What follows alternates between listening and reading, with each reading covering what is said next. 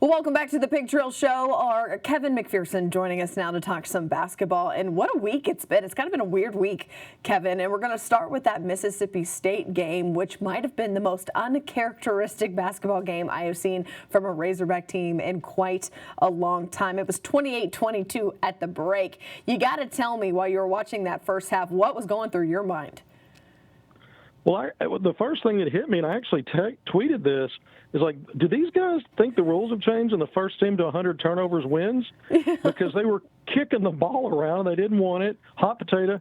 You know, Arkansas had one field goal in the first 11 or so minutes of that game and got down 18-5, or they were down 16-3 when they made their second field goal. So there was about a 9 or 10 minute span between the field goals there.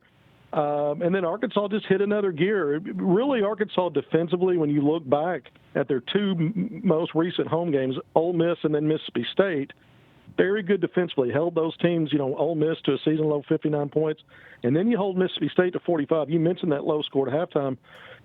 Arkansas winning 61-45 is probably not what we envisioned going into that game. We knew Mississippi State liked to control tempo and hold score down when it could, but I thought at home Arkansas would get into the 70s. That didn't happen because of that really poor start.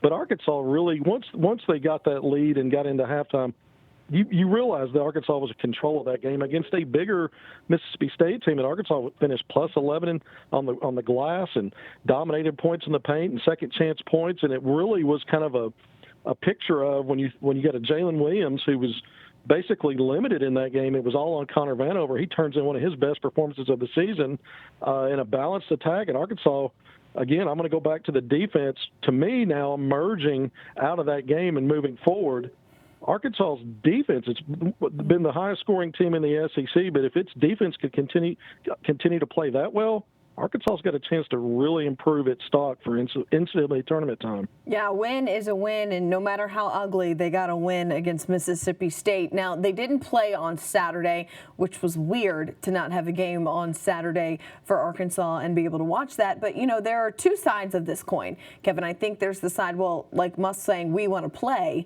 And then there's the side, well, we also get a break and we get to be healthy and try to recover a little bit, get some guys back from injury. Where do you sit on both of those sides? I fall on the latter. I think if you've got guys banged up, maybe that time off helps you. And look, Kentucky's down this year. I know we're going to talk about that in a second, but that gives Musselman extra time to game plan and scout and get things ready. Even with guys banged up, he's getting the film chopped up, getting things put together for his players to go through and to research and prepare mentally, and I think that extra time helps there too. But I'll just say this about the weirdness of the situation. COVID has created a weird atmosphere through all of sports in terms of postponement and cancellation. Arkansas has been the one college program, or one of a few probably college programs, that haven't been hit by it as much in terms of postponements and cancellations. We saw it only once in the non-conference. That was Tulsa. Arkansas quickly added an opponent, Southern, and turned that road game into a home game, so they didn't miss a game. And this is the first time now, as you've gotten into the second half of league play, where Arkansas has been affected in league play by a postponement. So a lot of teams have had it much worse. We also saw two more opponents that come on Arkansas' schedule later on, Florida and LSU, their game postponed.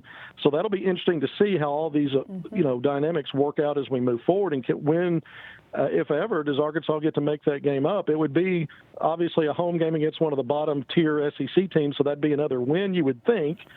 You want to play that game. Musselman doesn't like, you mentioned, stopping and not having a game. He prefers to go ahead and play. Look, you've won 4 games in a row in SEC play. You've got momentum.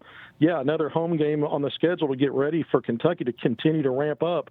I get that. But I think with so many guys banged up and nicked up and missing practice time, I think this is actually better for Arkansas. Yeah, it might have been more of a blessing in disguise come when everything is said and done. And look, we've talked about uncharacteristic and weird that this season has been. It was weird to type Kentucky 5-12 this year. What's going on with the Wildcats?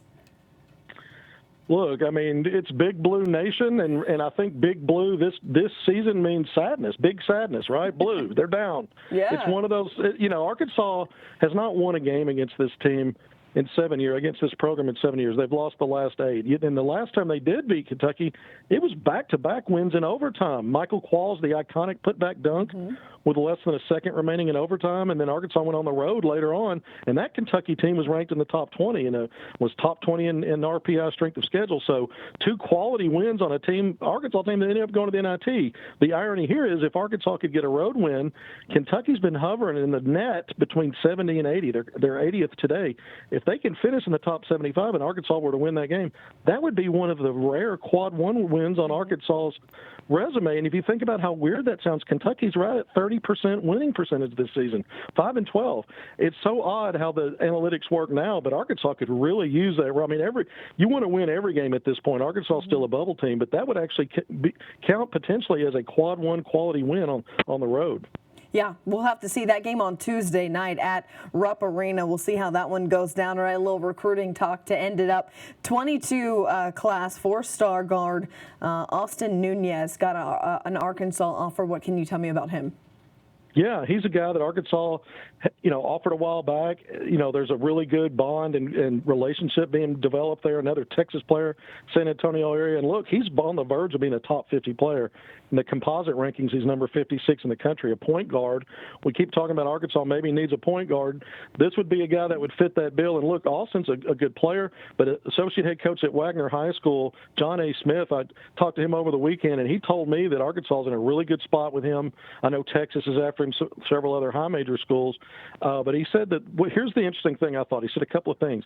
He said Eric Musselman and David Patrick are very relatable. That doesn't surprise me.